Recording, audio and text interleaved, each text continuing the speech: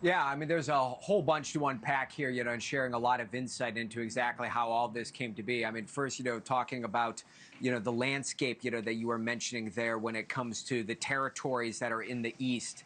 I mean, the Ukrainians are anticipating that Russia is going to redeploy about 15,000 troops to that area that you were talking about, Donetsk, Zaporizhia as well, in an effort in order to push on and advance all the way through Friday, because they believe, Russia believes, that it will bolster their negotiating position here. In terms of how this whole meeting came to be, the Ukrainian president telling us that they were on a call with European leaders, President Trump, Special Envoy Steve Witkoff, in which they gave signals that Russia actually had interest in moving towards a ceasefire. But there's a caveat to all of that, of course, which is the territorial conversation, with the Ukrainians have not had much interest in.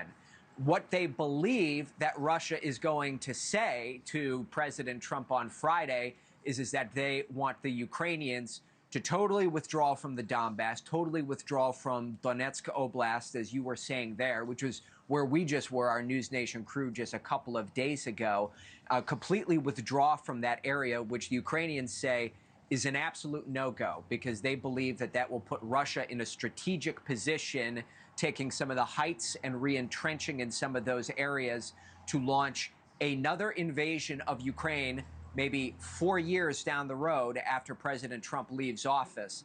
The reason that they say that is because they look at what happened in Crimea. The words that President Zelenskyy used with us today is everybody forgets the first part of the film, 2014, in which Russia took Crimea. Well, Crimea is where Russia launched their campaigns in the south, into Kherson, into some of those communities that are there. That was their launch pad, and they believe if there is a total withdrawal from the Donbass, they are setting Russia up with a layup for another launch pad in 4-5 years' time, because Russia has been very explicit. They want the entirety of all 4 of these regions here. They don't quite have...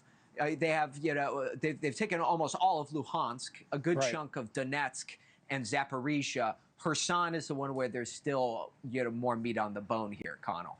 Thank you for watching. Subscribe below and download our News Nation app right now on your phone, and you will get fact-based, unbiased news for all Americans.